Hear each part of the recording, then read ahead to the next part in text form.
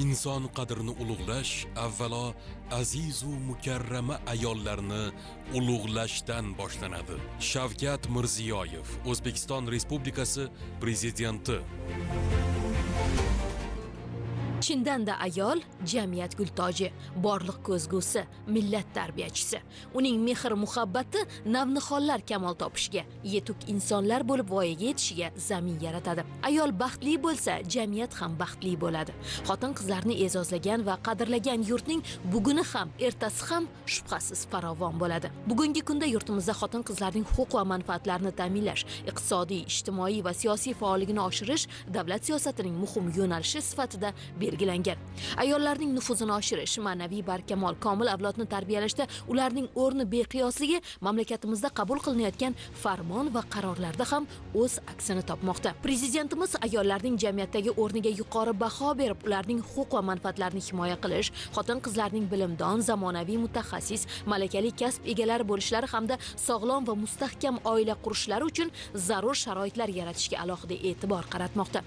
Ushbu islohotlar natijasida siyosiy, ma'naviy, iqtisodiy, ijtimoiy sohalarda xotin-qizlarning faol ishtiroki ko'zga tashlanmoqda. O'zlarining kreativ g'oyalari va tashabbuskorligi bilan mamlakatimizni rivojlantirishga ham o'z hissalarini qo'shishmoqda. Prezidentimizning bitta qiz bolani o'qitsangiz, butun oilani o'qitgan bo'lasiz degan da'vatlarda ayni ezgu maqsad o'z ifodasini topgan.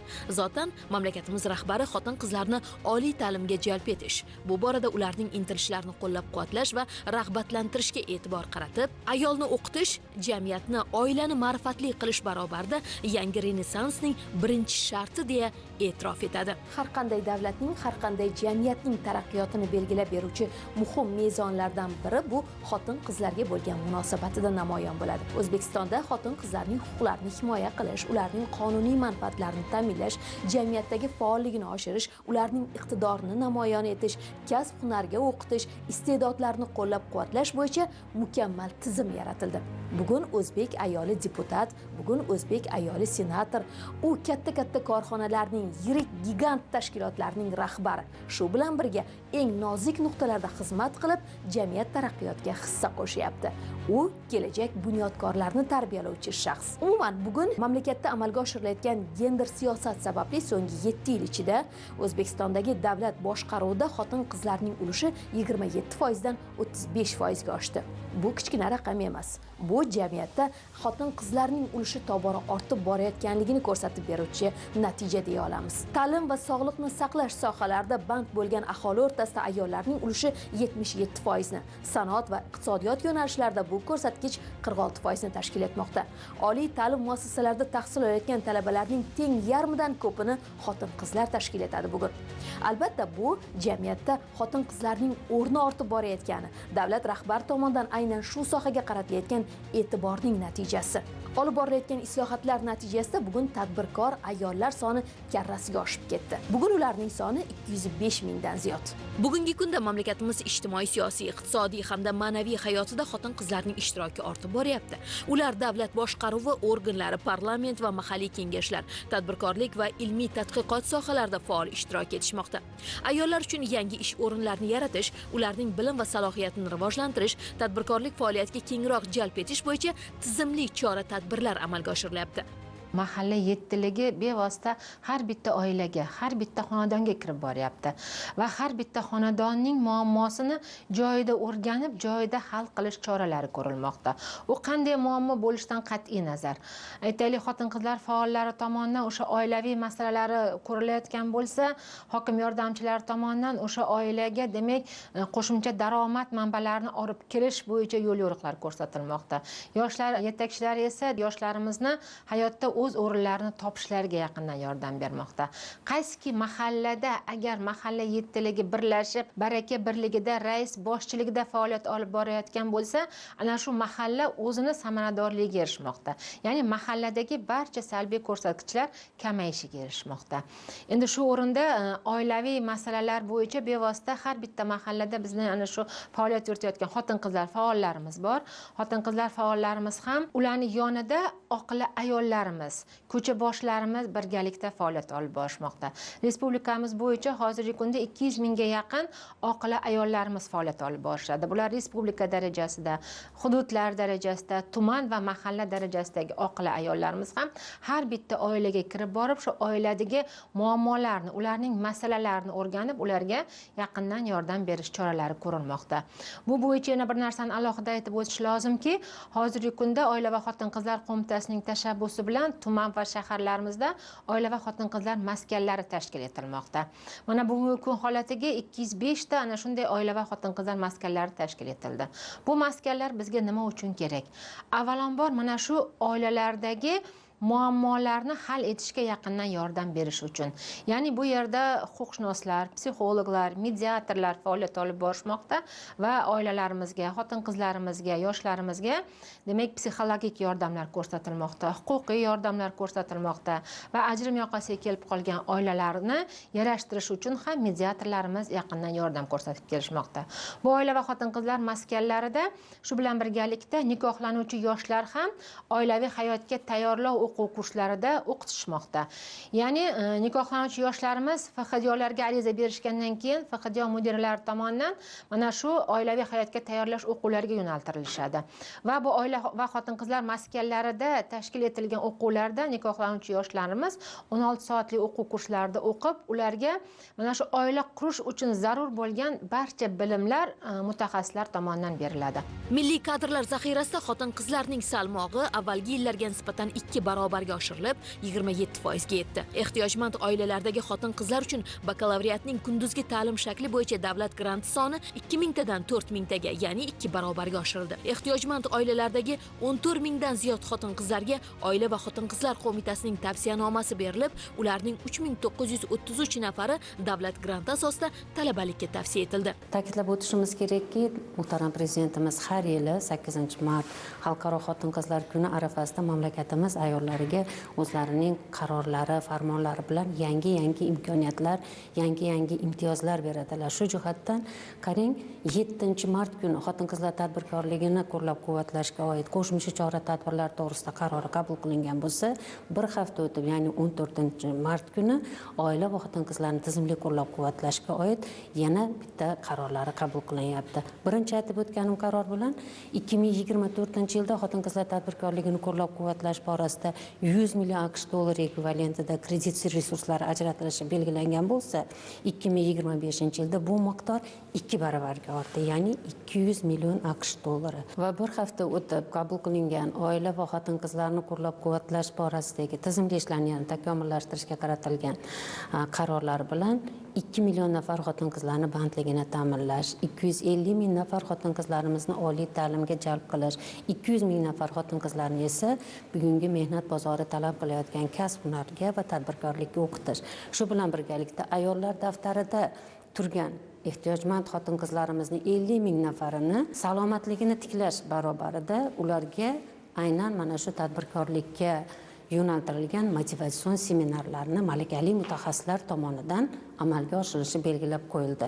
Xotin-qizlar bandligini ta'minlash borasida 2025-yilda 2024-yilga nisbatan 2,4 baravarga ortib, ayollarimizni bandligini ta'minlanganligini misol qilib keltirib o'tishimiz mumkin. Ya'ni Bog'ot tajribasi, Sayxunobod tajribasi asosida ayollarimizni daromadini oshirishga qaratilgan loyihalar amalga oshirilyapti. Bundan tashqari qishloq xo'jaligi sohasida muhim yo'nalishimiz bor, ya'ni pillachilikni rivojlantirish bo'yicha Vyetnam hamda Xitoy tajribasi asosida Toshkent viloyatini Chinoz tumanida bir katta loyiha amalga oshirildi va ayollarimizni pillachilik sohasida o'qitish masalasi hamda markazlashgan qurtxonalar tashkil etish orqali, ya'ni xonadonida pilla tutishga o'sha dastlabki jarayonlarda imkoniyati yetmagan ayollarimizni ham qo'shimcha daromad olishiga ko'maklash maqsadidagi loyihalar o'zining natijasini berdi. O'tgan yilning o'zida qariyb 800 ming nafarga yaqin ayol ayollarimiz pillachilik sohasiga jalb etildi. Davlat organlari va tashkilotlarda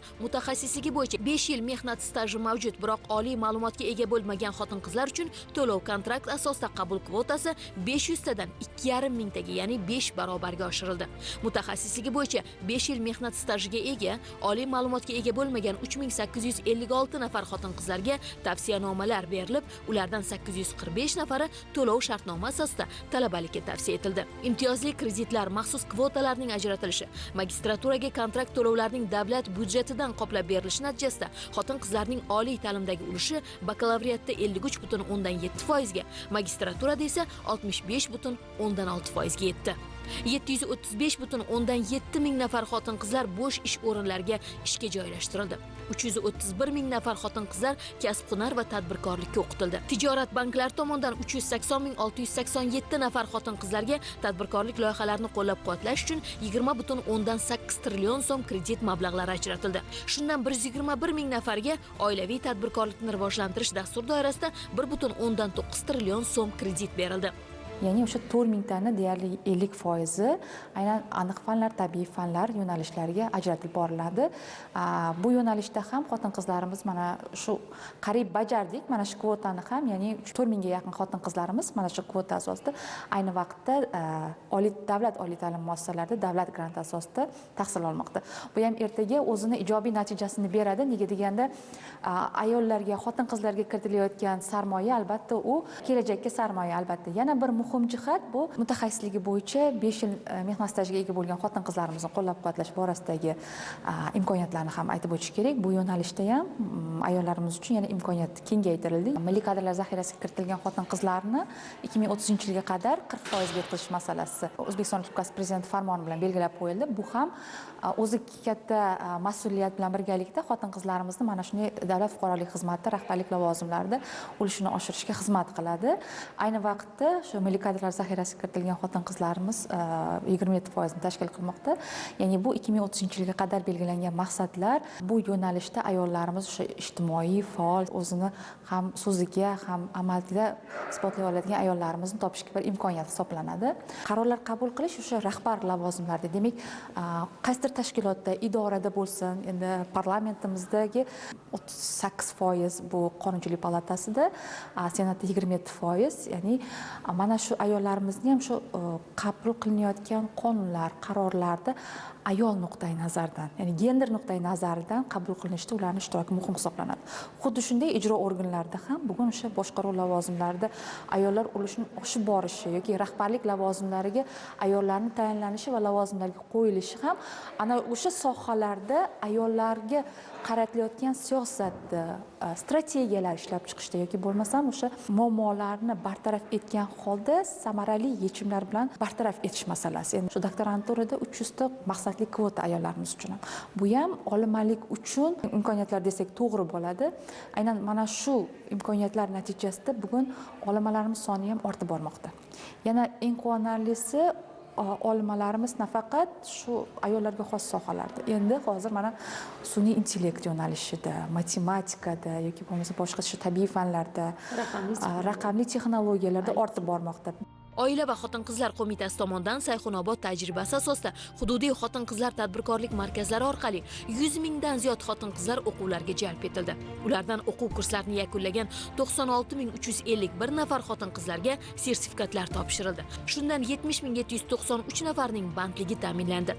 187 ming nafar ayollar 1 million dasturchi loyihasi doirasida axborot texnologiyalari bo'yicha o'qitildi. Prezidentimizning ko'p millatli xalqimizga, parlamentga qarata yo'llagan murojaat meni juda ham ta'sirlantirgan bitta jumla: ayolga e'tibor, jamiyatga e'tibor, oilaga e'tibor, kelajakka e'tibor degan so'zlar meni juda ham to'lqinlantirdi. Chunki murojaatnomani juda ham hayajon bilan tinglab o'tirdim va o'sha prezidentimizni bergan sarhisoblarning bir chekkasida bizning ham o'zimizni kichkina bo'lsa ham ulushimiz bo'lgani meni nihoyatda ruhlantirdi. Oila va xotin-qizlar qo'mitasida davlatimiz rahbari tashabbuslari bilan joriy etilgan ayollar daftari tizimi hamda mahalladagi xotin-qizlar faollari bilan ishlash bo'limi tashkil etilgan va mana shu bo'limda aynan ko'proq e'tibor 9808 ta mahalladagi 5765 nafar xotin-qizlarning faoliyati bilan bog'liq bo'lgan hamda bugungi jamiyatimizning ustuvor yo'nalishlaridan biri bo'lgan mahalla yettiligi tizimidagi aynan xotin-qizlar faollarining faoliyati samaradorligi va ularning ish faoliyatini tizimlashtirish yo'nalishi bo'yicha biz faoliyat olib bormoqdamiz hamda mana shu yo'nalishda asosan xabaringiz bor, mana yil natijalariga ko'ra xotin-qizlar faollarining samaradorlik ko'rsatkichlari mana 8005 ta mahallada eng a'lo baholanib, davlat boshqaruv samaradorligi agentligi reytinglarida ham eng yuqori o'rinni egalladi. Oilaga yaxlit huquqiy, psixologik, mediativ xizmatlar ko'rsatish, oila mustahkamligining ilmiy asoslarini yaratish, ota-onalik ta'lim dasturlarini joriy etish, nikohlanuvchi yoshlarni oilaviy hayot saboqlariga o'qitish, nizoli, notinch oilalarga, ruhiy tushkunlikdagi ayollarga psixologik maslahat berish, daromad topishiga o'rgatish, sog'lom oila tamoyillarini singdirish maqsadida respublikadagi 205 ta tuman va shaharlarda oila va xotin-qizlar maskanlari tashkil etildi. Yana bir muhim yo'nalish bu xotin-qizlarimizni IT sohasiga faol jalb qilish. Bunda biz 187 mingdan ortiq ayollarimizni mas'ul vazirlik idoralari hamkorligida o'qishga jalb etilganligini alohida aytib o'tishimiz kerak. Bundan tashqari 2025-yilda xotin-qizlarimizni huquqlarini, manfaatlarini himoya qilishga qaratilgan normativ hujjatlarga alohida to'xtalib o'tish kerak. Bevosita qo'mita tashabbusi, qo'mita takliflariga asosan oilaviy maishiy zo'ravonlik holatlarida xotin-qizlar huquqlarini himoya qilishga doir qonun hujjati qabul qilindiki, bunda juda ko'p muhokamalar mana ijtimoiy tarmoqlar ham orqali bo'ldi. Buni balki yana bir bor aytib o'tish joizdir. Ayollarimizni agar shunday maishiy zo'ravonlik, oilaviy zo'ravonlik holatlari bo'layotgan bo'lsa, sudlarda ularni murojaatlariga asosan o'sha muddatlarni bir belgilanmaslik holati, bu hamma holatda ham emasligini alohida aytib o'tmoqchiman va bunda ham ayollarimizni o'sha agar oilaviy ajrim bilan bog'liq holat bo'ladigan bo'lsa, mutanosib sharoitga ega bo'lgan uy-joy bilan ta'minlash masalasi qonun hujjatlarida mustahkamlab qo'yildi. Bundan tashqari xotin-qizlar va bolalarga nisbatan ta'zir zo'ravonlikni oldini olish borasida ham xotin-qizlarimizga alohida tizim mas'ullariga vazifalar belgilab berilgan va bu borada keng ko'lamli targ'ibot tushuntirish ishlari amalga oshirilyapti. Muhtaram Prezidentimiz alohida ta'kidlab o'tadilar, har bitta faoliyatda proaktivlik, ya'ni joyni o'zidan tashabbus bilan yondashish. 2025-yilda qo'mita tomonidan har bitta shahar tumanda oila va xotin-qizlarga yaxlit xizmat ko'rsatadigan oila va xotin-qizlar maskanlari tashkil etilishi. Bunda biz 1000 dan ortiq mutaxassislarni mazkur maskanlarni faoliyatiga jalb etgan holda birinchi navbatda nikohga kirayotgan yoshlarimizni oilaviy hayotga kerak bo'ladigan oila saboqlariga, ya'ni ularning iqtisodiy bilimlarini, huquqiy bilimlarini, oilaga doir o'sha psixologik yondashuvlar, qandaydir bir muammoli vaziyatlar bo'ladigan bo'lsa, undan chiqib ketishda ko'mak beradigan mutaxassislarning maslahatlari, oilani tibbiy jihatdan mustahkam barpo etish borasidagi maslahatlar beradigan, bundan tashqari nizoli oilalar bilan ishlashga o'sha mediatsiya deb aytyapmiz, o'sha mediativ yordam ko'rsatish maqsadlariga yo'naltirilgan va ayollar tez daromad topishga o'rgatishga hamda ularni sog'lomlashtirishga bu yerda alohida mana shu o'quv mashg'ulotlari orqali va huquqiy yordam ko'rsatish maqsadlariga yo'naltirilgan oila va xotin-qizlar maskanlari faoliyati yo'lga qo'yildi. Bugungi kunda uni huquqiy asoslarni mustahkamlash borasida ham hukumat qarori loyihasi tayyorlangan. Teng xizmat ko'rsatish loyihasi 28 ta tuman va shaharda pilot loyiha sifatida joriy etildi. Loyiha doirasida 751.747 ta xonadonlar xatlovdan o'tkazildi. Jami 23 mingdan ziyod muammolar aniqlanib, hal etish choralari ko'rib chiqildi. Ayollar daftarga kiritilgan 1.020.981 nafar ayolga amaliy yordam ko'rsatildi. Shundan 634 ming nafarning bandligi ta'minlandi. 33 ming nafarga tadbirkorlik faoliyatini yo'lga qo'yish uchun imtiyozli kreditlar ajratildi. Oilaviy ajrimlarning oldini olish uchun shunday tizim yaratilganki, dastlab xonadonning o'zida shu muammoni o'rganish. Ya'ni o'sha mahalladagi oilaviy qadriyatlarni mustahkamlash komissiyalari a'zolari tomonidan sig'ida ko'rpasi sovimasdan shu oilani yarashtirish choralari ko'rilmoqda. Xonadonni o'zida shu oilani yarashtirish imkoni bo'lmasa, undan keyin mahalladagi mana shu oilaviy qadriyatlarni mustahkamlash komissiyasi a'zolari ishtirokida mahallada o'rganib chiqiladi va bu oilaning muammosini hal etish choralari ko'riladi. Mana shu jamoatchilik bilan birgalikda, hamkorlikda olib borilgan ishlar natijasida 40 mingga yaqin oilalarimiz, ajrim yoqasidagi oilalarimiz hozirgi kunda yarashtirildi. Albatta yoshlarni ham oilaviy hayotga tayyorlash, shu bilan birgalikda yoshlarning salomatligi, ularga sog'lom turmush tarzini targ'ib qilish yo'nalishida ham bir qator ishlar amalga oshirilmoqda. Oila va xotin-qizlar maskanlarida nikohlanuvchi yoshlarimiz oilaviy hayotga tayyorlov o'quvlarida o'qitilmoqda. Shu bilan birgalikda mana dekabr oyida Oila va xotin-qizlar qo'mitasi Sog'liqni saqlash vazirligi va maktabgacha va maktab ta'limi bilan hamkorlikda salomatlik volontyorlari loyihasi joriy etildi. Dastlab har bitta tuman va shaharda bittadan namuna uchun maktab tanlab olindi va bu maktablarda salomatlik volontyorlari joriy etildi. Ya'ni bu qanday bo'ladi? Bu yerda har bitta sinfdan bir nafardan iqtidorli, mas'uliyatli va barcha sinfdoshlariga o'rnak bo'ladigan o'quvchilar volontyor sifatida tanlab olindi va maktab volontyorlari shakllantirildi. Bu volontyorlarga maktabning ma'naviy va ma'rifiy ishlar bo'yicha direktor o'rinbosari shtab rahbari sifatida faoliyat olib bordi. U yerda demak mahalladagi xotin-qizlar faollari, o'sha mahallaga biriktirilgan patronaj hamshira va shifokorlar birgalikda hamkorlikda bu jarayon tashkil etildi. Ya'ni har haftada har bitta mavzu asosida mana bu volontyorlar shu mavzuni yoritib berish uchun tengdoshga tamoyili asosida ish olib borildi. Ya'ni bundan maqsad nima? Avvalambor yoshlarimizni, farzandlarimizni salomatligiga e'tibor qaratish. Yana bir narsani alohida ta'kidlaymanki, jamiyatimizda bu seni vazifang, bu seni ishing demasdan barcha jamoatchilik, barcha tashkilot va idoralar, korxonalar hamkorlikda, baraka birlikda agar faoliyat olib boradigan bo'lsa, o'sha joyda samarali natijaga erishishimizni biz tajribalarimiz orqali guvohi bo'ldik. Oila va xotin-qizlar qo'mitasi tomonidan kelgusi yilda ishlarni tizimli tashkil etish maqsadida 11 ta ustuvor yo'nalishlar belgilab olindi. 2026-yilda oila va xotin-qizlarni qo'llab-quvvatlash sohasida belgilangan ustuvor yo'nalishlarni amalga oshirish bo'yicha yo'l xaritasi loyihasi respublika va har bir hudud darajasida ishlab chiqildi.